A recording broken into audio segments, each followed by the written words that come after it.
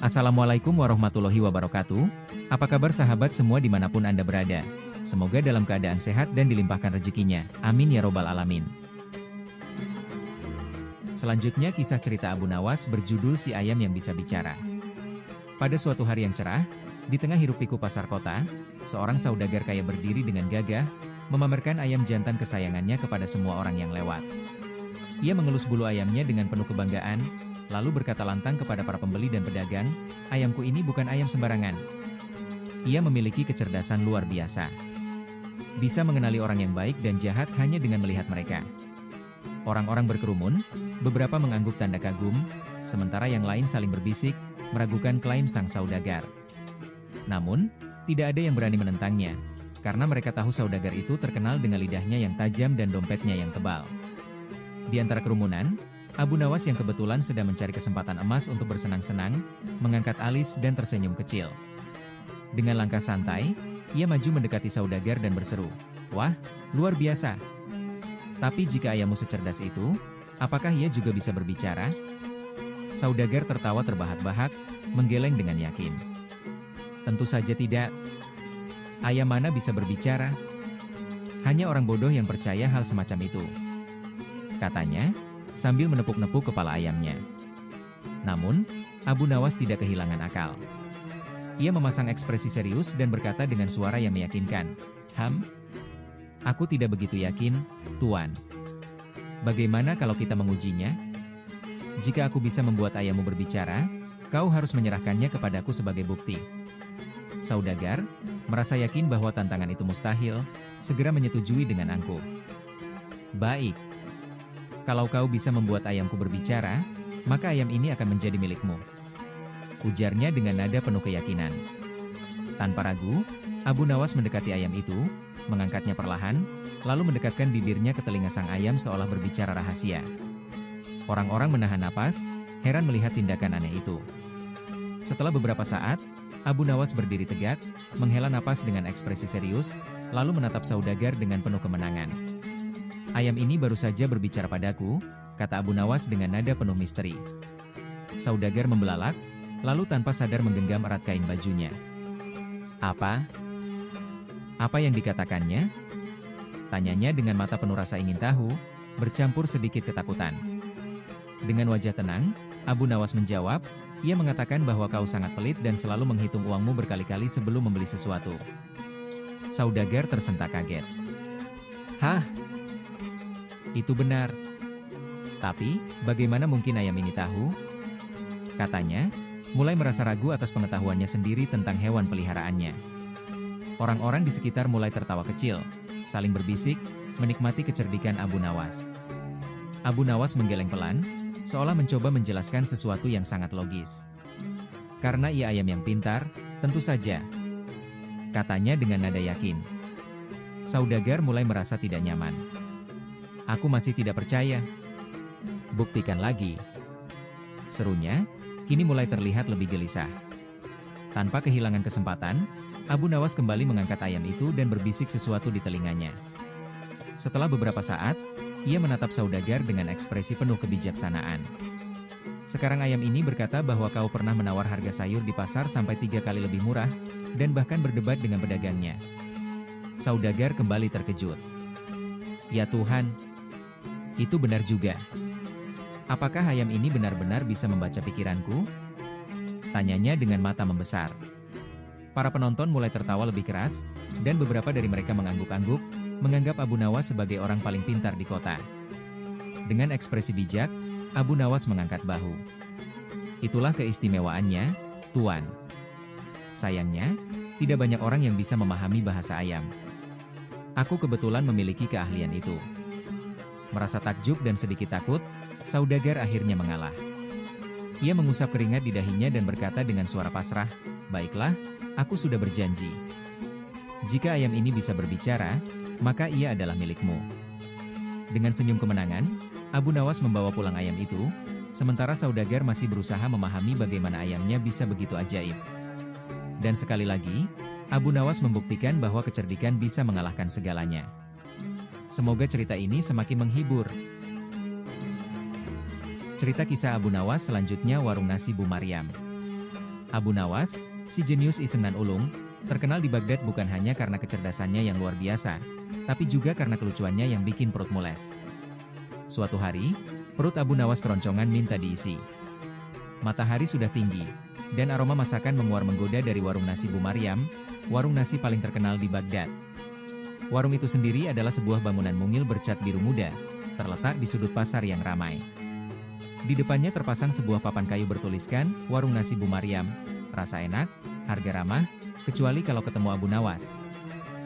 Tulisan kecil terakhir itu hanya diketahui oleh Bu Maryam sendiri, tentunya.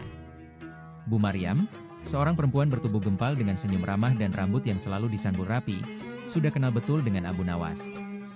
Ia tahu persis bahwa Abu Nawas punya otak encer tapi kantong kosong.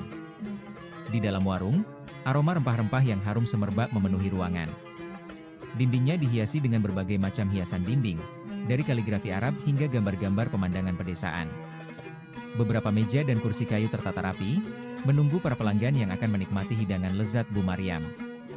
Di sudut ruangan, terdapat sebuah tungku besar tempat Bu Maryam memasak nasi kebuli andalannya. Asap harum dari tungku itu menambah semarak suasana warung. Abu Nawas masuk ke warung, matanya berbinar-binar melihat nasi kebuli yang menggugah selera. Aroma rempah-rempahnya menusuk hidung, membuat air liurnya menetes.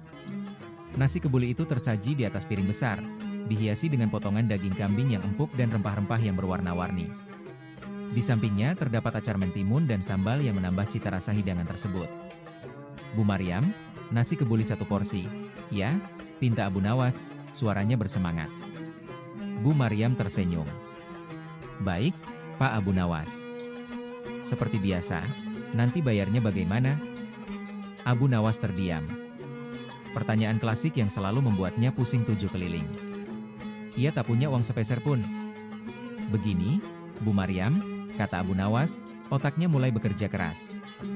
Saya akan membayarnya dengan teka-teki. Jika Anda bisa menjawabnya, nasi kebuli ini gratis. Tapi, jika Anda tidak bisa menjawabnya, Anda harus membayar saya. Bu Maryam tertawa. Baiklah, Pak Abu Nawas. Saya terima tantanganmu. Abu Nawas pun mengajukan teka-teki yang super rumit. Teka-teki yang melibatkan perhitungan rumit, logika yang berbelit-belit, dan sedikit sihir, katanya. Bu Maryam, yang awalnya terlihat percaya diri, mulai mengerutkan dahi. Ia berpikir keras, keringat dingin mulai membasahi dahinya. Setelah berjuang keras selama setengah jam, Bu Maryam menyerah. Saya tidak bisa menjawabnya, Pak Abu Nawas, akunya. Abu Nawas tersenyum puas. Baiklah, Bu Maryam. Sekarang, Anda harus membayar saya. Bu Maryam terbengong. Membayar Anda? Dengan apa? Abu Nawas menunjuk ke arah nasi kebuli yang sudah siap dihidangkan. Dengan nasi kebuli ini, Anda harus memberi saya 2 porsi nasi kebuli sebagai bayarannya. Bu Maryam terpingkal-pingkal. Dasar Abu Nawas. Kau selalu saja punya akal licik. Akhirnya, Abu Nawas menikmati 2 porsi nasi kebuli dengan lahap. Ia puas bukan main, perutnya kenyang, dan ia berhasil mengalahkan Bu Maryam dalam permainan teka-teki yang licik. Kisah Abu Nawas dan warung nasi Bu Maryam menjadi legenda di Baghdad, cerita tentang bagaimana seorang jenius memanfaatkan kecerdasannya, dan sedikit kecurangan, untuk mendapatkan makanan gratis. Sebuah kisah yang penuh dengan canda, teka-teki, dan tentunya, aroma nasi kebuli yang menggugah selera. Abu Nawas, si Raja Iseng, sekali lagi membuktikan bahwa kecerdasan itu bisa digunakan untuk hal-hal yang lucu dan menguntungkan dirinya sendiri. Cerita kisah Abu Nawas selanjutnya pesona sang jodohnya. Abu Nawas, si jenius ulung sekaligus tukang iseng kelas kakap, terkenal seantero Baghdad. Namun, ada satu hal yang belum dia taklukkan, mendapatkan jodoh. Usianya sudah kepala 4, atau mungkin lebih, siapa yang tahu pasti, tapi dia masih melajang. Jenggotnya yang lebat dan turbannya yang selalu miring tak mampu menarik perhatian para wanita cantik di Baghdad. Suatu hari, Raja Sulaiman, yang merasa kasihan melihat Abu Nawas yang masih sendiri, mengusulkan ide cemerlang, katanya. Abu Nawas, kata Raja Sulaiman, aku akan mencarikanmu jodoh. Abu Nawas langsung melotot. Yang mulia bercanda? Mencarikan jodoh untuk saya? Jangan-jangan yang mulia mau menjodohkan saya dengan Putri Duyung? Raja Sulaiman tertawa. Tentu saja tidak. Aku akan menjodohkanmu dengan putri bangsawan yang cantik jelita, kaya raya, dan pintar. Abu Nawas mengerutkan dahi. Pintar? Yang Mulia yakin? Saya takut tidak akan mampu mengimbanginya. Raja Sulaiman menepuk pundak Abu Nawas. Tenang saja, aku telah memilih calon istri yang tepat untukmu. Dia cerdas, cantik, dan menyukai teka-teki. Abu Nawas langsung terkesiap. Teka-teki? Itu dia. Abu Nawas memang terkenal dengan kecerdasannya yang luar biasa dan kecintaannya pada teka-teki. Keesokan harinya, Abu Nawas diperkenalkan dengan Putri Zulaiha, seorang putri bangsawan yang cantik jelita. Putri Zulaiha memang terkenal dengan kecerdasannya yang luar biasa. Dia juga sangat menyukai teka-teki. Pertemuan pertama mereka dipenuhi dengan teka-teki. Abu Nawas dan Putri Zulaiha saling melemparkan teka-teki dengan cepat dan cerdas. Mereka tertawa terbahak-bahak saat memecahkan teka-teki satu sama lain. Abu Nawas, yang biasanya selalu jahil, terkesan dengan kecerdasan Putri Zulaiha. "Wahai putri," kata Abu Nawas, "kau sungguh cerdas. Aku belum pernah bertemu wanita secerdas dirimu." Putri Zulaiha tersenyum.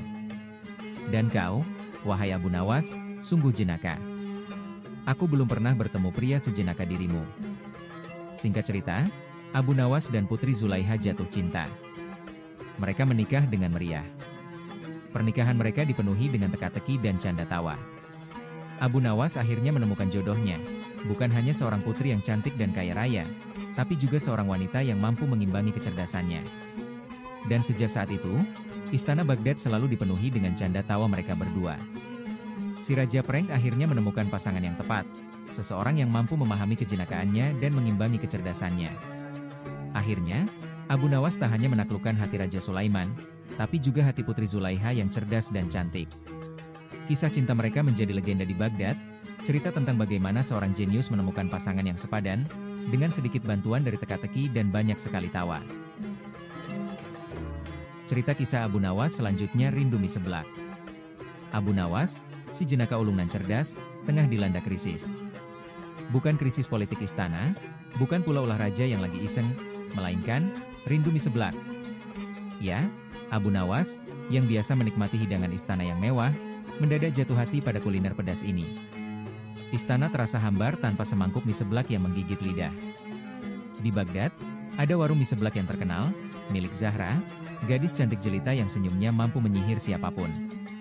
Namun, kali ini, Abu Nawas tidak sendirian. Ia ditemani oleh Ihsan, sahabatnya yang gemuk dan selalu lapar. Ihsan, yang perutnya selalu lebih besar dari otaknya, mendengar keluhan Abu Nawas tentang mie seblak langsung semangat 45. Dengan langkah gontai, namun penuh semangat, karena Ihsan membayangkan porsi mie seblak yang berlimpah, mereka berdua menuju warung Zahra. Sesampainya di sana, Abu Nawas langsung terpesona oleh kecantikan Zahra, sementara Ihsan langsung terpesona oleh aroma mie seblak yang menguar. "Permisi, Nona cantik," sapa Abu Nawas, suaranya sedikit parau karena menahan lapar. "Kami ingin memesan 2 porsi mie seblak, yang super pedas. Tapi, sebelum itu, bisakah saya menanyakan sesuatu?" Zahra tersenyum manis. "Tentu, Pak."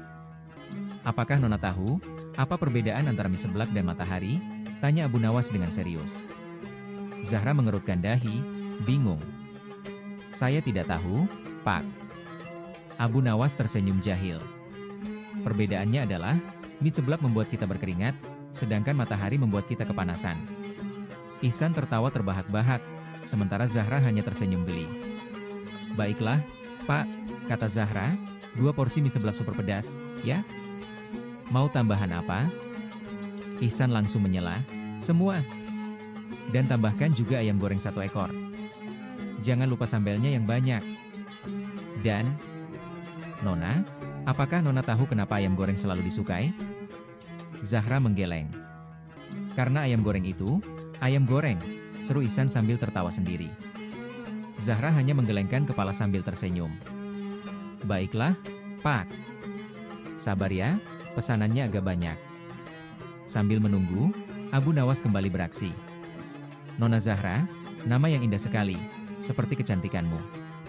"Saking indahnya, Saya yakin, jika Nona berjualan bunga, bunga-bunga itu akan malu-malu karena kalah cantik. Zahra tertawa lepas.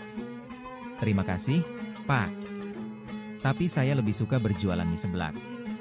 Setelah menghabiskan mie seblaknya dengan lahap, Ihsan bahkan sampai minta tambah, Abu Nawas dan Ihsan merasa puas. Rasa lapar dan rindu mie seblak sirna. Namun, ada satu hal yang masih tertinggal. Rasa ingin kembali lagi ke warung Zahra. Bukan hanya untuk mie seblaknya yang lezat, tapi juga untuk senyum manis Zahra dan tingkah konyol Ihsan dan kejenakaan Abu Nawas yang selalu berhasil membuat suasana warung menjadi lebih ceria. Mungkin, esok hari mereka akan kembali lagi, atau lusa, atau mungkin setiap hari. Cerita kisah Abu Nawas selanjutnya KTP palsu Abu Nawas. Abu Nawas, si tokoh jenakanan cerdas, lagi-lagi bikin heboh. Kali ini, gara-gara KTP palsu. Ceritanya gini. Suatu hari, Abu Nawas lagi butuh duit banyak banget. Bukan buat beli jajan ya, tapi buat, rahasia negara. Pokoknya penting banget deh. Nah, masalahnya, dompet Abu Nawas lagi kering kerontang kayak sumur tua di musim kemarau. Dia kepikiran ide cemerlang, atau mungkin agak nyeleneh bikin KTP palsu. Bukan buat kejahatan lo ya, cuma buat, mempermudah urusan. Bayangkan, KTP-nya dia ubah jadi punya saudagar kaya raya bernama Sultan Sulaiman. Lengkap dengan foto Abu Nawas yang disunting pakai aplikasi edit foto jadul, jadi kelihatan gagah dan berwibawa. Dengan KTP palsu ini, Abu Nawas langsung menuju bank. Dengan gaya Sultan Sulaiman yang sok gagah, dia minta pinjam uang banyak. Petugas bank, yang tak kenal Abu Nawas, dengan wajah aslinya, langsung terkesima. Wah, Sultan Sulaiman sendiri yang datang. Kata petugas bank sambil nyari sujud. Uang cair. Abu Nawas girang bukan main. Dia langsung beli ini itu, sampai akhirnya, ketahuan. Sultan Sulaiman yang asli ternyata lagi ada urusan di bank itu juga. Bayangkan ekspresi Sultan Sulaiman saat melihat Abu Nawas dengan KTP palsunya. Muka Abu Nawas langsung pucat kayak kertas HVS. Yang lebih lucu lagi, saat Sultan Sulaiman bertanya, siapa kau ini, wahai penipu? Abu Nawas, dengan muka polos, menjawab, yang mulia, hamba ini, tukang parkir mobil yang mulia. Mobil bayangan yang mulia, tepatnya. Hamba sedang mencairkan uang parkirnya, yang jumlahnya sedikit banyak. Sultan Sulaiman mengerutkan kening, bingung setengah mati. Mobil bayangan? Parkir bayangan? Kau ini bicara apa? Hah? Abu Nawas, tanpa ragu, mengeluarkan selembar kertas dari sakunya. Ini, yang mulia, bukti parkirnya. Tertulis jelas, parkir mobil bayangan Sultan Sulaiman, tarif, seluruh kekayaan kerajaan. Sultan Sulaiman melotot. Seluruh kekayaan kerajaan? Siapa yang berani menagih tarif semahal itu? Abu Nawas menunjuk dirinya sendiri. Hamba, yang mulia. Hamba ini tukang parkir profesional, dan mobil bayangan yang mulia sangat membutuhkan tempat parkir yang eksklusif. Sultan Sulaiman terpingkal-pingkal. Eksklusif? Kau ini benar-benar jenaka. Baiklah, karena kelucuanmu, aku akan mengampunimu. Tapi, uangnya harus dikembalikan.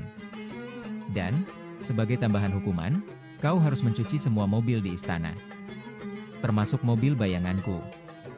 Abu Nawas, yang sudah pasrah, hanya bisa mengangguk-angguk. Baiklah, yang mulia.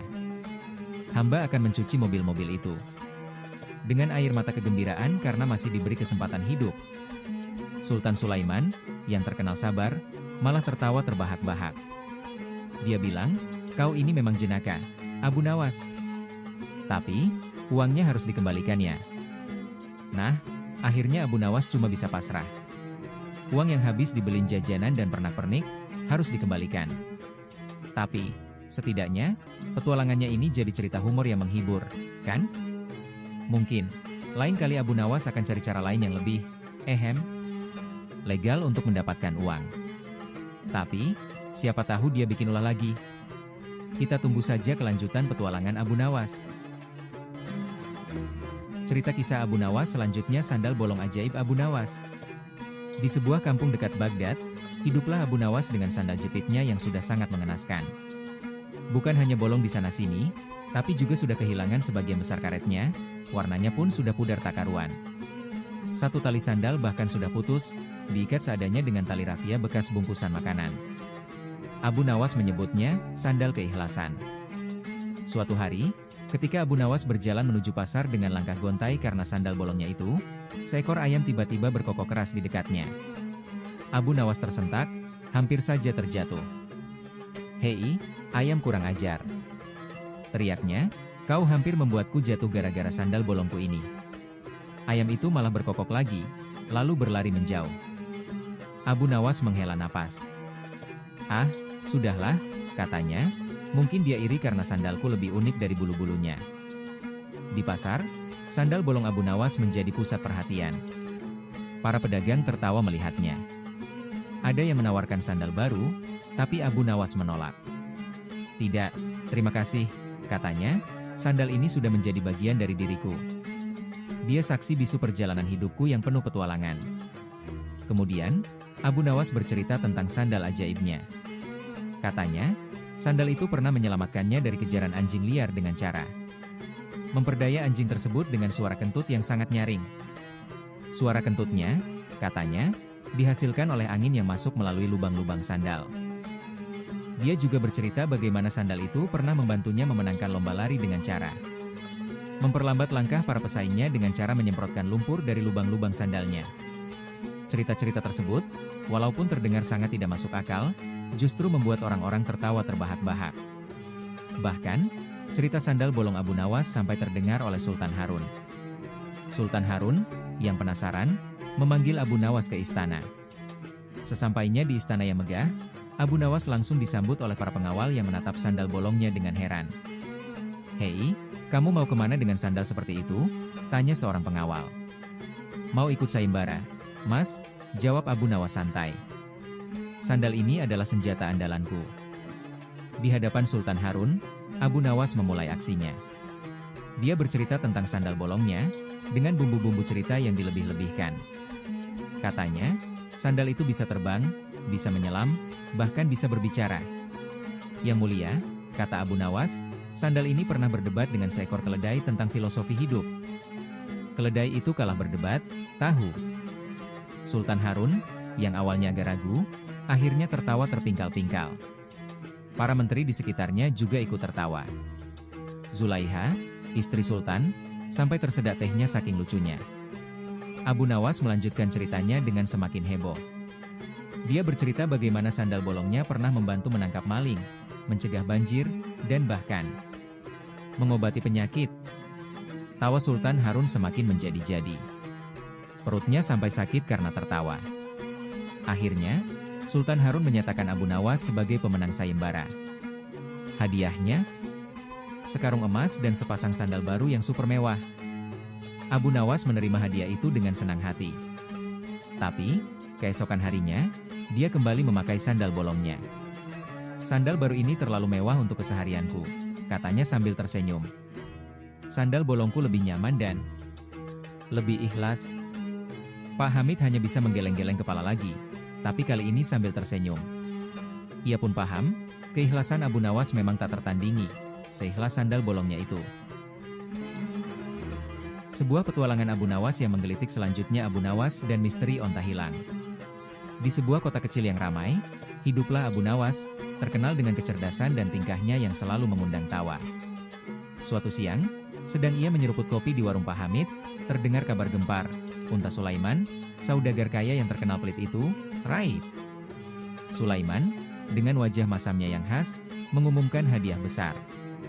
"Siapapun yang menemukan untaku, akan kuberi segunung emas." Suaranya bergetar, bukan karena gembira, tapi menahan amarah. Unta itu bukan unta biasa, gagah perkasa, bulunya coklat keemasan berkilau. Abu Nawas, dengan senyum jahilnya, bergumam pelan, "Segunung emas? Menarik nih." Bukan karena emasnya, tapi rasa penasarannya yang terusik. Ia memulai investigasi. Di kandang, ia mengamati jejak kaki. "Ini bukan jejak unta Sulaiman," katanya, menunjuk jejak yang lebih kecil dan ringan. "Kayaknya ada yang bantu si unta kabur." Para penjaga kandang hanya saling pandang. "Hilang begitu aja," Pak Abu, jawab salah seorang dengan wajah bingung. Abu Nawas menuju pasar. Di sana, ia bertemu Pak Usman, pedagang tua yang terkenal bijak soal unta. Pak Usman, ada yang tahu kebiasaan unta Sulaiman? Tanyanya santai. Pak Usman, sambil mengunyah sirih, menjawab, unta itu manja banget, Pak Abu. Suka banget kurma manis. Petunjuk baru. Abu Nawas menyusuri jalan, mencari jejak kurma. Ketemu, serunya, menemukan jejak yang mengarah ke sebuah gua kecil di lereng bukit. Di dalam gua, gelap dan lembab, terdengar suara dengkur. Unta Sulaiman. Abu Nawas melihat unta itu tertidur pulas di antara tumpukan kurma. Kelihatan puas dan gemuk. Abu Nawas menghampiri unta itu, sambil berbisik, nak, kamu nakal juga ya? Sulaiman pasti khawatir banget nih. Unta itu hanya mendengkur. Abu Nawas tersenyum. Ya udah, ayo kita pulang. Ia membimbing unta itu keluar gua. Sulaiman melihat untanya kembali, terperangah. Untaku, balik. Ia memeluk untanya erat-erat, matanya berkaca-kaca. Sulaiman, dengan wajah memerah, menawarkan segunung emas. Abu Nawas tertawa. Gak usah, Sulaiman. Senang aja bisa bantu. Tapi, sebuah kurma manis sebagai tanda terima kasih, bolehlah, ya? Ia menyeringai, matanya berbinar. Sulaiman, meskipun pelit, tak kuasa menolak permintaan Abu Nawas yang jenaka itu. Ia memberikan kurma terbaiknya, dan kisah ini menjadi legenda, bukti kecerdasan dan kelucuan Abu Nawas yang tak tertandingi. Kisah cerita humor dan kelucuan Abu Nawas selanjutnya keresahan kebun anggur Amir. Amir, seorang saudagar kaya raya namun sedikit pelit, memiliki kebun anggur yang sangat ia banggakan. Anggur-anggurnya memang luar biasa, manisnya mengalahkan madu, besarnya seperti bola pingpong, dan jumlahnya banyak sekali. Sayangnya, Amir memiliki satu masalah besar, tikus. Tikus-tikus nakal itu selalu berpesta pora di kebun anggurnya, membuat Amir frustasi setengah mati. Amir sudah mencoba berbagai cara. Ia memasang jebakan yang lebih mirip perangkap lalat, menggunakan racun, yang untungnya tidak sampai meracuni anggurnya, tapi hampir meracuni kucingnya. Bahkan sampai meminta bantuan tukang sihir kampung yang ternyata hanya bisa meramal cuaca. Tapi, tikus-tikus itu tetap saja berkeliaran dengan santainya, seolah-olah menantang Amir. Dalam keputusasaan,nya, Amir mendengar kabar tentang Abu Nawas, seorang yang terkenal dengan kecerdasannya yang jenaka. Ia pun bergegas menemui Abu Nawas, berharap sang jenius bisa menyelesaikan masalahnya. Amir datang dengan pakaian serba mewah, namun wajahnya cemberut. Wahai Abu Nawas yang mulia, penyelamat para petani anggur yang teraniaya. Amir memulai dengan dramatis, kebun anggurku diserang tikus. Mereka memakan anggurku sampai tinggal sedikit. Mereka bahkan mengadakan pesta dansa di atas hasil panen terbaikku. Tolonglah aku, sebelum aku bangkrut karena harus beli anggur impor. Abu Nawas, yang sedang menikmati secangkir teh sambil mengupas biji nangka, tersenyum jahil. Tenanglah, wahai Amir yang kaya raya, tapi sepertinya kurang beruntung. Aku akan membantumu. Tapi, sebagai imbalannya, aku minta separuh hasil panen anggurmu tahun ini. Dan, satu permintaan kecil, bolehkah aku meminjam satu ekor tikusmu untuk dijadikan maskot? Amir melotot. Maskot? Tikusku? Kau mau menjadikan tikusku sebagai maskot? Mereka merusak kebun anggurku, bukannya menghiburku. Abu Nawas tertawa terbahak-bahak. Sabar, Amir. Itu hanya sedikit humor. Aku bercanda. Tapi, bayangkan, tikus berdansa dengan topi kecil. Lucu sekali, bukan? Lalu, Abu Nawas mengeluarkan sebuah alat yang terbuat dari bambu dan kain, yang terlihat sangat rapuh. Ia memasang alat itu di beberapa pohon anggur, kemudian ia menjelaskan kepada Amir dengan gaya yang sangat meyakinkan. Alat ini adalah Ultimate Rodent Repellent 5000. Dibuat dari bambu pilihan, kain ajaib, dan doa. Amir menatap alat itu dengan ragu. Doa? Kau serius? Tentu saja. Doa adalah senjata paling ampuh. Abu Nawas menjawab dengan serius, lalu berbisik, tapi, rahasia sebenarnya adalah boneka kucing ini. Ia menunjuk boneka kucing yang cukup besar dan menakutkan di balik alat itu. Keesokan harinya, Amir yang gembira karena kebun anggurnya aman dari tikus, bergegas menemui Sultan Harun al-Rasyid untuk menceritakan pengalaman lucunya dengan Abu Nawas. Sultan Harun, yang terkenal dengan sifatnya yang humoris, sangat tertarik mendengar cerita Amir. Amir, dengan gaya bercerita yang sedikit berlebihan, menceritakan bagaimana ia hampir bangkrut karena ulah tikus, bagaimana ia memohon bantuan Abu Nawas, dan bagaimana ia tertipu oleh Ultimate Rodent Repellent 5000 yang ternyata hanya boneka kucing.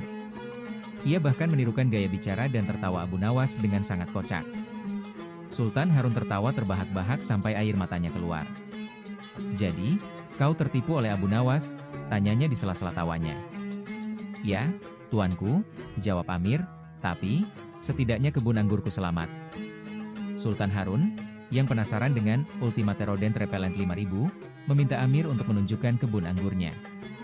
Amir pun mengajak Sultan Harun dan pengawalnya menuju kebun anggur. Sesampainya di kebun anggur, Sultan Harun melihat sendiri alat canggih ciptaan Abu Nawas. Ia tertawa lebih keras lagi. "Abu Nawas memang selalu punya cara yang unik untuk menyelesaikan masalah," katanya sambil menggelengkan kepala. Tiba-tiba, seekor tikus kecil muncul dari balik semak-semak. Tikus itu tampak sangat berani, bahkan berani mendekati Sultan Harun. Amir langsung panik. "Tuanku, tikus itu?" Sebelum Amir menyelesaikan kalimatnya, Abu Nawas muncul dari balik pohon anggur. Ia membawa sebuah perangkap tikus yang sangat sederhana, terbuat dari kaleng dan sepotong keju. Dengan gerakan cepat dan tepat, Abu Nawas berhasil menangkap tikus itu. "Maafkan aku, tuanku," kata Abu Nawas sambil tersenyum, "aku lupa memberitahu Amir bahwa Ultimate Rodent Repellent 5000 hanya bekerja efektif untuk tikus-tikus yang kurang berani." Sultan Harun tertawa lagi, kali ini lebih keras dari sebelumnya. Ia sangat terhibur dengan kelucuan Abu Nawas dan kepolosan Amir. Ia pun memberikan hadiah kepada Amir dan Abu Nawas sebagai tanda penghargaan atas hiburan yang telah mereka berikan. Amir, meskipun sedikit malu karena telah tertipu, merasa senang karena pengalamannya ini telah menghibur Sultan Harun. Ia pun belajar bahwa terkadang, sedikit kecerobohan dan humor bisa membawa kegembiraan yang tak terduga. Dan, tentu saja, ia tidak akan pernah melupakan Ultimate Rodent Repellent 5000, ciptaan Abu Nawas yang jenaka. Kisah cerita humor dan kelucuan Abu Nawas selanjutnya onta kebahagiaan. Di kerajaan yang makmur hanya untuk Sultan, rakyatnya makan singkong, hiduplah Sultan yang terkenal pelitnya. Pelitnya bukan main, sampai-sampai ia menghitung bulu hidungnya sebelum tidur, takut ada yang hilang. Ia punya kas negara yang penuh emas, tapi uang jajannya cuma secuil, itu pun dihitung pakai mikroskop. Dan di kerajaan yang sama, hiduplah Abu Nawas, si jenius ulung yang kelucuannya lebih tajam daripada pedang. Suatu hari, Sultan memanggil Abu Nawas. Wajahnya cemberut, seperti buah asam Jawa yang sudah basi. "Abu Nawas," geram Sultan, "aku punya unta ajaib." Katanya, unta ini membawa kebahagiaan. "Tapi aku tak merasakannya." "Buktikan." Abu Nawas, yang sedang mengunyah roti kering, roti pemberian rakyat, karena Sultan pelit memberi gaji, menatap Sultan dengan mata sipit. "Baginda," jawab Abu Nawas, "untuk membuktikannya, saya perlu mencicipi kebahagiaan yang dibawa unta itu. Izinkan saya membawa unta itu ke rumah saya selama 3 hari. Saya perlu merasakannya secara intensif, Baginda." Sultan, yang berpikir Abu Nawas akan gagal total dan untanya bakal kembali kurus kering, setuju. Ia membayangkan Abu Nawas duduk sendirian di gurun pasir, berdialog dengan unta yang sama pelitnya dengan dirinya. Abu Nawas membawa unta itu pulang. Unta itu, ternyata, agak bau kambing. Gumam Abu Nawas, sepertinya kebahagiaan ini butuh sedikit pengharum ruangan. Dan mungkin sedikit rumput yang lebih berkualitas. Rumput istana terlalu mahal. Hari kedua, Abu Nawas mengadakan pesta. Bukan pesta mewah, tentu saja. Ia mengundang seluruh kampung, kecuali para bangsawan. Sultan pasti akan marah kalau tahu Abu Nawas menghabiskan uang untuk mereka. Ia memasak bubur kacang hijau, bubur yang lebih banyak kacangnya daripada airnya, dan menyediakan teh tawar, gula pasirnya dihemat untuk tabungan masa depan. Suasana rumah Abu Nawas riuh rendah, penuh tawa dan suara orang-orang yang kenyang, dengan bubur kacang hijau. Unta itu malah asyik makan rumput di halaman, terlihat sangat menikmati pesta sederhana itu. Puncaknya di hari ketiga. Abu Nawas mendandani unta itu dengan pakaian sultan yang usang. Sultan tidak akan menyadarinya, toh, lengkap dengan mahkota dari daun pisang. Kemudian, ia membawa unta itu berkeliling kampung sambil membagikan permen karet rasa rumput. 3 hari kemudian, Abu Nawas kembali ke istana. Sultan menunggu dengan wajah masam, seperti buah mangga yang terlalu asam dan terlalu lama disimpan. "Baginda," kata Abu Nawas, "saya telah membuktikannya. Unta ini membawa kebahagiaan. Lihatlah, saya telah menyebarkan kebahagiaan ke seluruh kampung. Bahkan, tukang beca pun tertawa sampai perutnya sakit, karena saya memberinya permen karet rasa rumput." Sultan tercengang. Ia tak menyangka Abu Nawas akan menggunakan untanya untuk membuat pesta sederhana dan menyebarkan keceriaan dengan cara yang tak terduga. Wajahnya memerah. Kau licik sekali, Abu Nawas," seru Sultan, tapi suaranya terdengar seperti rengekan anak kecil yang kehilangan permen. Abu Nawas tersenyum. "Baginda, kecerdasan saya adalah anugerah dari Yang Maha Kuasa. Dan kebahagiaan, Baginda, adalah sesuatu yang harus dibagi, bukan ditimbun seperti emas di peti harta karun, yang kuncinya hilang." Ia menambahkan dengan berbisik, "Oh ya, Baginda, unta ini agak bau kambing. Mungkin perlu mandi. Dengan air sumur, tentu saja. Air mawar terlalu mahal." Sultan hanya bisa menggelengkan kepala, kalah telak oleh kecerdasan dan kelucuan Abu Nawas. Unta itu akhirnya dihibahkan kepada rakyat, menjadi simbol kebahagiaan sederhana, dan aroma kambing yang khas. Kisah cerita humor dan kelucuan Abu Nawas selanjutnya. Abu Nawas eksportir anggur. Abu Nawas, si jenius ulung sekaligus tukang iseng ulung, kali ini terobsesi dengan ekspor. Bukan ekspor rempah-rempah atau sutra, melainkan ekspor anggur. Ia berambisi besar untuk memasarkan anggur-anggur terbaik Baghdad ke negeri seberang, menjadikan dirinya sebagai eksportir anggur ternama di seantero dunia. Idenya sederhana, anggur-anggur terbaik di Baghdad, dikemas dengan mewah, lalu dikirim ke berbagai kerajaan. Namun, Abu Nawas bukan tipe orang yang melakukan hal-hal dengan cara biasa. Ia selalu punya cara unik, bahkan terkadang sedikit nyeleneh. Pertama, ia harus mendapatkan anggur terbaik. Ia mendatangi Amir Hamzah, seorang saudagar kaya raya yang memiliki kebun anggur terluas dan terindah di Baghdad. Amir Hamzah terkenal pelit, tapi Abu Nawas punya cara untuk membujuknya. "Wahai Amir Hamzah yang mulia," sapa Abu Nawas dengan senyum mengembang. "Aku punya rencana besar untuk memajukan perekonomian Baghdad. Aku akan mengekspor anggur-anggurmu ke seluruh penjuru dunia, menjadikan namamu harum di seantero jagat." Amir Hamzah mengerutkan kening. "Ekspor?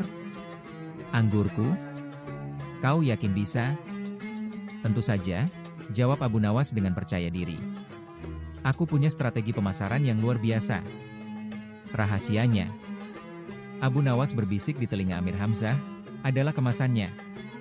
Amir Hamzah, yang tergiur dengan janji Abu Nawas, akhirnya setuju memberikan anggur terbaiknya. Namun, ia hanya memberikan sedikit, karena sifatnya yang pelit. Abu Nawas pun memulai proyek ambisiusnya. Ia tidak menggunakan kotak kayu biasa, melainkan peti-peti indah berlapis emas, dihiasi permata dan ukiran rumit. Ia juga membuat sertifikat keaslian anggur dengan tinta emas, mencantumkan nama Amir Hamzah dan segel kerajaan. Setelah peti-peti anggur siap, Abu Nawas menyewa kapal dagang terbesar dan tercepat di pelabuhan. Ia menata peti-peti anggur dengan hati-hati, seolah-olah sedang mempersiapkan harta karun. Perjalanan ekspor dimulai. Namun, seperti biasa, petualangan Abu Nawas tidak pernah berjalan mulus. Di tengah laut, badai dahsyat menerjang kapal.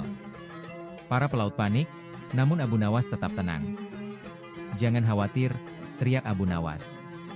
"Aku punya jimat ajaib yang bisa menenangkan badai." Ia mengeluarkan sebuah boneka kucing. Boneka kucing itu ia letakkan di haluan kapal, sambil berdoa agar badai mereda.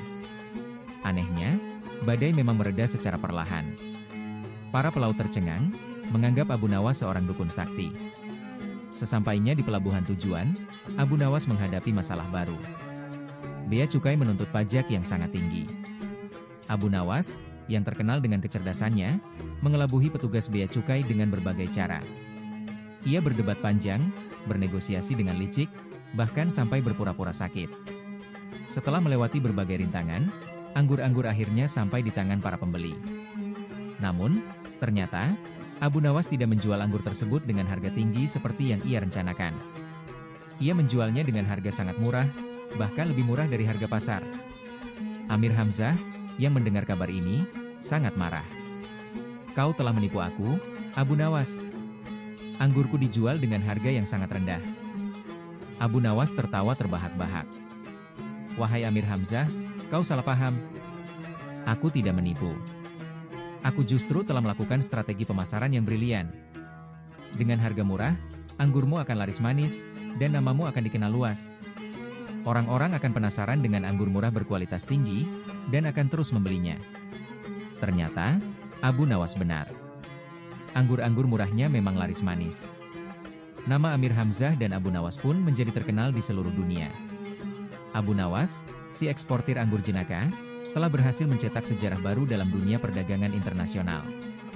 Keberhasilan Abu Nawas mengekspor anggur dengan harga murah, walau menguntungkan Amir Hamzah, tak cukup memuaskan hasratnya. Ia ingin lebih besar, lebih spektakuler. Ia bermimpi memasarkan anggur ke istana Sultan Harun al-Rashid, penguasa Baghdad yang terkenal kaya raya dan pencinta anggur berkualitas. Abu Nawas punya rencana. Ia tak akan langsung menawarkan anggur kepada Sultan. Ia akan membuat Sultan sendiri yang meminta anggur darinya. Rencananya dimulai dengan sebuah kecelakaan kecil. Suatu hari, Abu Nawas sengaja membuat keributan di depan istana. Ia berteriak-teriak, mengatakan bahwa ia menemukan sebuah peti harta karun yang berisi anggur ajaib. Anggur yang konon bisa membuat awet muda, menambah kecerdasan, dan bahkan memberikan kekuatan super. Tentu saja, berita ini sampai ke telinga Sultan Harun. Sultan yang penasaran, memerintahkan pengawalnya untuk membawa Abu Nawas ke istana. Di hadapan Sultan, Abu Nawas dengan sandiwara yang dramatis, membuka peti yang sebenarnya berisi anggur biasa dari Amir Hamzah, tetapi dikemas dengan sangat mewah. "Lihatlah, Yang Mulia," seru Abu Nawas. "Anggur ajaib ini ditemukan di sebuah gua tersembunyi. Hanya orang terpilih yang bisa menemukannya." Sultan Harun, yang terpesona oleh kemasan mewah dan cerita Abu Nawas, mencicipi anggur tersebut. Rasanya memang enak, tetapi tak ada keajaiban yang terjadi. Namun, Sultan sudah terlanjur penasaran. "Ceritakan lebih banyak tentang anggur ini," perintah Sultan. Abu Nawas pun bercerita panjang lebar, membumbui ceritanya dengan unsur mistis dan legenda. Ia mengatakan bahwa anggur tersebut hanya tumbuh di satu tempat di dunia, dan jumlahnya sangat terbatas. Sultan Harun, yang terbuai oleh cerita Abu Nawas, ingin mendapatkan lebih banyak anggur ajaib tersebut. Ia pun memesan sejumlah besar anggur kepada Abu Nawas dengan harga yang sangat tinggi. Abu Nawas tersenyum puas. Rencananya berhasil. Ia mendapatkan keuntungan berlipat ganda dari Sultan Harun. Ia pun kembali memesan anggur dari Amir Hamzah, kali ini dalam jumlah yang jauh lebih banyak. Namun, ketika anggur sampai di istana, Sultan Harun menyadari bahwa anggur tersebut hanyalah anggur biasa. Ia sangat marah kepada Abu Nawas. "Kau telah menipuku, Abu Nawas," bentak Sultan. Abu Nawas, dengan tenang, menjawab, "Yang Mulia, saya tidak bermaksud menipu. Saya hanya sedikit mempercantik cerita.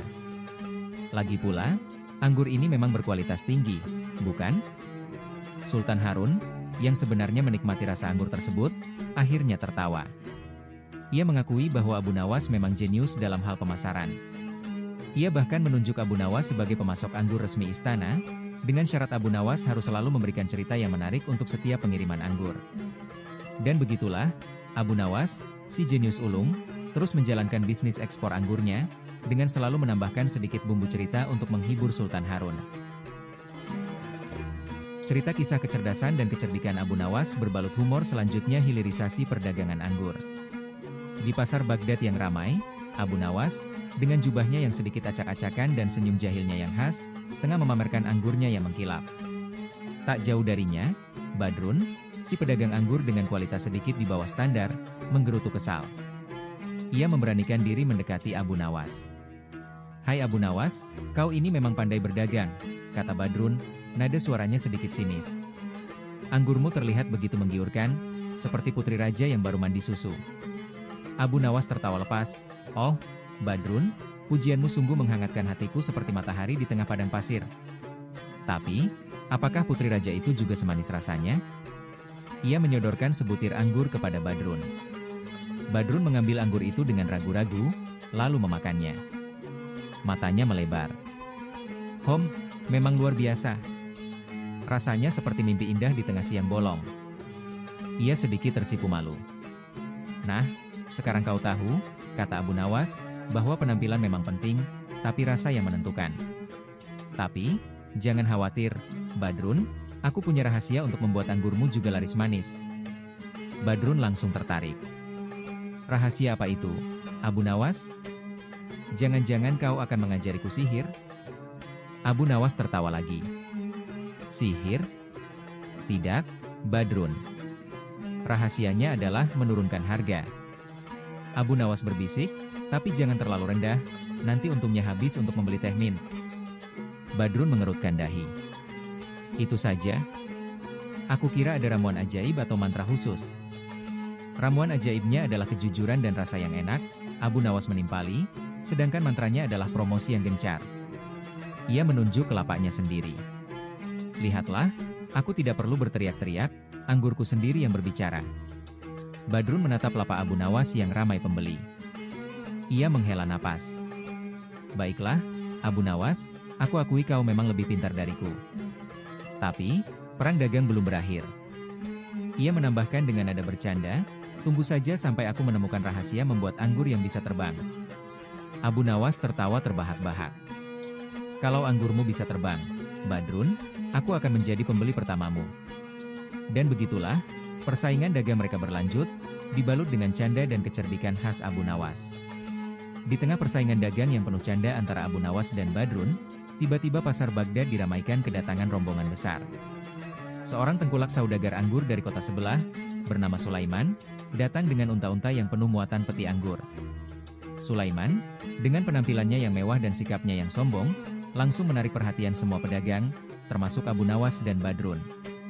Sulaiman dengan lantang menawarkan anggurnya yang katanya berasal dari kebun anggur terbaik di negeri itu. Anggurku, wahai para pedagang, serunya, adalah yang terbaik. Rasanya tak tertandingi, aromanya harum semerbak, dan kualitasnya luar biasa. Badrun, yang melihat kesempatan untuk mengalahkan Abu Nawas, langsung mendekati Sulaiman. Wahai saudagar Sulaiman yang mulia, katanya dengan menjilat, saya ingin membeli anggur Anda dalam jumlah besar. Abu Nawas hanya tersenyum tipis, mengamati interaksi Badrun dan Sulaiman. Ia tahu bahwa Sulaiman, dengan kesombongannya, pasti akan meremehkan anggur-anggur lokal. Sulaiman, yang memang hanya tertarik pada keuntungan besar, langsung setuju bertransaksi dengan Badrun tanpa mencicipi anggur lokal terlebih dahulu. Ia memborong anggur Badrun dengan harga murah, dan berjanji akan menjualnya kembali dengan harga tinggi di kota asalnya. Namun, takdir berkata lain. Setelah Sulaiman pergi, beberapa pembeli yang sudah mencicipi anggur Sulaiman, mengeluh. Anggur Sulaiman, meskipun tampak mewah, ternyata rasanya biasa saja, bahkan sedikit masam. Berita ini tersebar dengan cepat. Abu Nawas, dengan tenang, hanya menggelengkan kepala. Ia kemudian menawarkan anggurnya kepada pembeli yang kecewa dengan anggur Sulaiman. Para pembeli, yang sudah merasakan kelezatan anggur Abu Nawas sebelumnya, langsung membelinya dengan antusias. Badrun, yang kini menyesal telah menjual anggurnya dengan harga murah kepada Sulaiman, hanya bisa menyesali keputusannya yang naif, meratapi kerugiannya yang besar, dan merasakan getirnya kegagalan. Ia benar-benar terpukul. Kisah ini semakin memperkuat reputasi Abu Nawas sebagai pedagang yang cerdas dan jenaka di pasar Baghdad. Badrun, yang terpuruk setelah kerugian besar akibat transaksi dengan Sulaiman, tak tinggal diam. Ia merenungkan kesalahan-kesalahannya, terlalu terburu-buru, terlalu percaya diri, dan terlalu meremehkan kecerdikan Abu Nawas. Ia menyadari bahwa persaingan individual tak akan membawanya kemana-mana. Ide cemerlang pun muncul di benaknya, membentuk asosiasi pedagang anggur pasar Baghdad. Dengan tekad baru, Badrun mendatangi para pedagang anggur lainnya, termasuk beberapa yang sempat ragu-ragu karena rumor tentang anggur Abu Nawas. Ia menjelaskan rencananya. Dengan bersatu, mereka bisa mengatur harga, meningkatkan kualitas anggur secara bersama-sama, dan menghadapi persaingan dengan lebih efektif. Ia menekankan pentingnya kerjasama dan saling mendukung, bukan lagi persaingan yang merusak. Awalnya, beberapa pedagang masih ragu. Namun, Setelah Badrun menjelaskan bagaimana kerugian yang dialaminya bisa dihindari dengan kerjasama, mereka mulai teryakinkan. Mereka sepakat untuk membentuk asosiasi, dengan Badrun sebagai ketua. Asosiasi ini tak hanya mengatur harga dan kualitas, tetapi juga mengadakan pelatihan bersama untuk meningkatkan keterampilan dalam berdagang dan mempromosikan anggur mereka secara kolektif. Abu Nawas, yang mengamati perkembangan ini, hanya tersenyum. Ia tak merasa terancam oleh asosiasi tersebut. Sebaliknya, ia melihatnya sebagai perkembangan positif bagi pasar Baghdad. Ia bahkan menawarkan bantuannya kepada asosiasi, berbagi pengetahuan dan pengalamannya dalam hal kualitas anggur dan strategi pemasaran. Dengan adanya asosiasi, pasar anggur Baghdad menjadi lebih tertib dan teratur. Kualitas anggur secara keseluruhan meningkat, dan persaingan menjadi lebih sehat dan konstruktif. Badrun, yang dulunya selalu iri dan berusaha mengalahkan Abu Nawas, kini menjadi rekan kerjanya. Mereka berdua, dengan cara masing-masing, berkontribusi dalam memajukan industri anggur di pasar Baghdad. Perang dagang yang dulu penuh intrik, kini berganti menjadi kerjasama yang saling menguntungkan. Kisah ini menjadi bukti bahwa kerjasama dan kebersamaan bisa menghasilkan hasil yang jauh lebih baik daripada persaingan yang destruktif. Asosiasi Pedagang Anggur Pasar Baghdad, yang awalnya berjalan lancar, mulai menghadapi kendala serius. Pasokan anggur dari para petani di sekitar Baghdad berkurang drastis. Penyebabnya? Kekeringan panjang yang melanda daerah pertanian. Kebun-kebun anggur mengering, sungai-sungai kecil yang menjadi sumber pengairan mengering pula, dan para petani menghadapi kesulitan besar untuk menyuplai anggur ke pasar. Badrun, sebagai ketua asosiasi, langsung merasakan dampaknya. Harga anggur melambung tinggi, dan para pedagang kesulitan memenuhi permintaan pembeli. Suasana di pasar menjadi tegang. Beberapa pedagang bahkan mulai menyalahkan satu sama lain. Abu Nawas, yang selalu jeli mengamati situasi, menawarkan solusi. Ia menyarankan agar asosiasi membantu para petani mengatasi masalah pengairan. Kita tak bisa hanya berfokus pada perdagangan, katanya, kita juga harus memperhatikan sumber produksinya. Jika petani kesulitan, kita semua akan kesulitan. Dengan dukungan Abu Nawas, asosiasi melakukan survei ke daerah pertanian. Mereka menemukan bahwa masalah pengairan bisa diatasi dengan membangun sistem irigasi sederhana dan memperbaiki saluran air yang rusak. Asosiasi pun menggalang dana dari para pedagang, dan dengan bantuan beberapa sukarelawan, mereka membangun sistem irigasi baru di beberapa kebun anggur. Prosesnya memang berat, memerlukan kerja keras dan kerjasama yang solid dari semua anggota asosiasi. Namun, hasilnya luar biasa. Kebun-kebun anggur kembali hijau, dan pasokan anggur ke pasar meningkat. Harga pun kembali stabil. Kerjasama antara pedagang dan petani berhasil mengatasi krisis. Asosiasi Pedagang Anggur Pasar Baghdad tak hanya berhasil mengatasi masalah internal, tetapi juga memperkuat hubungan antara pedagang dan petani, menciptakan sistem yang lebih berkelanjutan dan saling menguntungkan. Kisah ini menunjukkan bahwa keberhasilan sebuah usaha tak hanya bergantung pada strategi bisnis, tetapi juga pada kepedulian sosial dan kerjasama yang kuat. Cerita kisah Abu Nawas yang penuh kelucuan selanjutnya sirup anggur. Suatu hari, seorang saudagar kaya yang terkenal dengan selera tinggi ingin menjamu tamu istimewa. Ia memanggil Abu Nawas dan berkata dengan penuh wibawa, "Aku ingin kau mencari sirup anggur paling lezat di negeri ini." "Uang bukan masalah." Abu Nawas mengangkat alis. "Tidak masalah, katamu?" "Wah, biasanya masalah terbesar dalam hidupku adalah uang, tapi kalau hari ini bukan, maka ini pasti pertanda baik," katanya sambil menyambar sekantong uang yang diberikan sang saudagar. Dengan perasaan penuh semangat, dan tentu saja kantong yang berat, Abu Nawas berkeliling pasar mencari sirup anggur paling lezat. Ia mendatangi setiap pedagang minuman, mencicipi berbagai jenis sirup, namun tak satu pun membuatnya terkesan. Sampai akhirnya, ia tiba di sebuah kedai kecil yang tampak lusuh tetapi penuh pelanggan. Ia bertanya kepada pemilik kedai, "Pak, apakah kau punya sirup anggur terbaik?" Pemilik kedai mengelus dagunya dan berkata, "Tentu saja. Tapi, kau harus siap dengan efek sampingnya." Abu Nawas mengernyitkan dahi. "Efek sampingnya apa?" Pemilik kedai mendekat dan berbisik, "Kalau kau meminumnya terlalu banyak, kau akan merasa dunia ini lebih indah daripada yang sebenarnya." Abu Nawas terkekeh. "Ah, itu efek yang sangat menarik. Tapi aku mencari sirup anggur yang murni, bukan yang bisa membuat orang bermimpi jadi sultan." Tanpa hasil yang memuaskan, Abu Nawas akhirnya memutuskan untuk membuat sirupnya sendiri. Ia membeli bahan-bahan sederhana, air murni dari sumur terbaik, gula yang manisnya pas, dan perasan buah anggur pilihan yang dihancurkan dengan penuh ketelitian.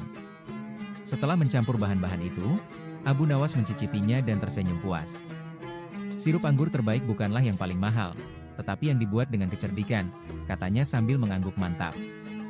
Ia kembali ke rumah saudagar dengan botol cantik berisi sirup buatannya sendiri. Sang saudagar mencicipi dengan penuh harap, lalu matanya berbinar. Luar biasa. Ini lebih lezat dari yang pernah kubayangkan. Dari mana kau mendapatkannya? Saudagar, Abu Nawas, ini sungguh luar biasa. Rasanya begitu lembut di lidah, manisnya pas, dan segar sekali. Dari mana kau mendapatkannya? Abu Nawas tersenyum licik, tentu saja dari sumber terbaik, Tuan. Saudagar, sumber terbaik? Apa kau menemukannya di kerajaan lain? Apakah kau membelinya dari pedagang asing yang datang dengan kapal mewah? Abu Nawas mengelus janggutnya. Ah, kalau aku bilang dari kerajaan lain, kau pasti akan berpikir aku pergi jauh untuk mendapatkannya. Dan kalau aku bilang aku membeli dari pedagang asing, kau akan menaikkan alismu dan bertanya tentang harganya. Saudagar tertawa, baiklah, baiklah. Jadi dari mana sebenarnya? Abu Nawas menyandarkan diri dengan santai, aku menciptakannya sendiri, Tuan. Saudagar terbelalak. Apa? Kau membuatnya sendiri? Dengan tanganmu sendiri? Kau tidak menemukan sirup anggur terbaik, tetapi menciptakannya? Abu Nawas mengangguk penuh percaya diri. Betul sekali. Setelah berkeliling pasar, aku sadar bahwa tak ada yang benar-benar memiliki sirup anggur terbaik. Maka aku berpikir, mengapa mencari sesuatu yang tidak ada, jika aku bisa membuatnya sendiri? Saudagar terdiam, lalu tertawa keras. Kau memang luar biasa. Kau bahkan bisa menjual sesuatu yang sebelumnya tidak ada. Bagaimana kalau aku menjadikanmu kepala dapur istana? Abu Nawas berpura-pura berpikir serius, lalu menggeleng. Tuan, aku tidak bisa. Jika aku menjadi kepala dapur istana, aku akan sibuk memasak setiap hari. Dan kau tahu, seorang pemikir sepertiku perlu waktu untuk bermalas-malasan dan menemukan cara baru untuk menghindari pekerjaan. Saudagar tertawa semakin keras. Baiklah, baiklah, Abu Nawas. Kau memang paling cerdik. Aku akan menganggap ini sebagai pelajaran berharga bahwa kebijaksanaan lebih bernilai daripada sekadar harta. Terimalah hadiah tambahan sebagai tanda terima kasihku. Dengan kantong uang tambahan di tangannya, Abu Nawas tersenyum puas dan berjalan keluar, sekali lagi membuktikan bahwa kecerdikan adalah harta sejati. Dan sekali lagi, Abu Nawas membuktikan bahwa kecerdikan bisa mengalahkan segalanya. Semoga cerita ini semakin menghibur. Kisah kecerdikan dan kelucuan cerita Abu Nawas selanjutnya ayam jantan penipu. Gegernya desa karena seekor ayam. Suatu pagi yang cerah di desa tempat Abu Nawas tinggal, terdengar teriakan lantang yang membuat orang-orang terkejut. Di tengah pasar yang ramai, seorang lelaki tua bernama Pak Mamat berdiri tegap, menggenggam ayam jantan kesayangannya dan berteriak penuh kebanggaan. Ayam jantan milikku adalah yang paling jujur dan baik hati di desa ini. Jika ada ayam yang lebih mulia darinya, tunjukkan kepadaku. Para pedagang dan pembeli yang sedang bertransaksi tiba-tiba menghentikan kegiatannya. Beberapa orang melongokkan kepala dari balik dagangan mereka, sementara yang lain tertawa geli mendengar klaim aneh itu. Ayam jujur? Sejak kapan ayam bisa punya sifat seperti manusia? Bisik salah seorang warga kepada temannya. Namun, tak ada yang berani menyangga secara terang-terangan, sebab mereka tahu bahwa Pak Mamat sangat menyayangi ayamnya seperti anak sendiri, bahkan mungkin lebih daripada dirinya sendiri. Masuknya Abu Nawas dalam permainan. Di sudut warung kecil, Abu Nawas sedang menikmati sarapan paginya dengan lahap. Ia sedang mengunyah roti hangat ketika mendengar keributan dari pasar. Ia mengangkat alis, lalu dengan santai menghela napas. Ayam jantan jujur? Ini terlalu menarik untuk dilewatkan, katanya dalam hati. Dengan langkah ringan, Abu Nawas berjalan mendekati kerumunan. Ia menyibak orang-orang yang menghalangi jalannya, lalu berdiri tepat di depan Pak Mamat yang masih membusungkan dada dengan penuh keyakinan. Dengan mengelus janggutnya, Abu Nawas berkata dengan nada serius, "Pak Mamat, apakah kau benar-benar yakin bahwa ayam jantanmu tidak pernah berbohong?" Pak Mamat mendongak penuh percaya diri. "Tentu saja. Ayamku adalah simbol kejujuran. Ia bahkan membangunkanku setiap pagi tepat waktu. Abu Nawas mengangguk pelan sambil berpikir, lalu berkata, "Baiklah, mari kita uji apakah ayammu benar-benar jujur atau hanya penipu yang menyamar." Ujian kejujuran si ayam jantan. Abu Nawas mengambil sebutir jagung dari kantong bajunya dan menggenggamnya erat di tangannya. "Jika ayammu benar-benar jujur, ia harus mengaku bahwa jagung ini ada di dalam genggamanku." Pak Mamat tertawa besar. "Tentu saja ia akan tahu," katanya yakin. Abu Nawas berlutut, mendekati ayam jantan itu, lalu berbisik di telinganya seolah berbicara rahasia. Orang-orang menahan napas, heran melihat tindakan aneh itu. Setelah beberapa saat, Abu Nawas berdiri dengan ekspresi serius, lalu menatap Pak Mamat dengan penuh kemenangan. "Ayammu berkata bahwa aku sedang memegang berlian," katanya dengan nada dramatis. Kerumunan terdiam sejenak sebelum akhirnya meledak dalam tawa keras. Orang-orang memegangi perut mereka, geli dengan jawaban yang diberikan oleh si ayam jantan, "Jujur." Kebohongan ayam terungkap. Pak Mamat tersentak. "Apa? Itu tidak mungkin. Ayamku pasti salah paham." Abu Nawas menggeleng pelan, seolah mencoba menjelaskan sesuatu yang sangat logis. "Begitulah, Pak Mamat. Ayammu ternyata lebih suka membual daripada mengatakan yang sebenarnya." Para penonton mulai mengolok-olok ayam jantan yang ternyata lebih licik daripada yang terlihat. Beberapa orang mulai menirukan suara ayam sambil berkata, "Aku tahu segalanya, aku jujur, tapi aku suka berbohong." Pak Mamat mencoba membela ayamnya, tapi orang-orang sudah terlanjur menganggap si ayam sebagai penipu bersarung bulu. Pelajaran untuk Pak Mamat. Sejak hari itu, Pak Mamat tak pernah lagi membanggakan kejujuran ayamnya. Ia lebih sering diam jika ditanya soal hewan peliharaannya, takut bahwa Abu Nawas akan muncul kembali dengan cara liciknya. Sementara itu, Abu Nawas berjalan pulang dengan langkah santai, tersenyum puas. Ia membuktikan sekali lagi bahwa kecerdikan bisa mengalahkan segalanya, bahkan seekor ayam jantan yang mengaku dirinya paling jujur. Semoga ceritanya semakin menghibur.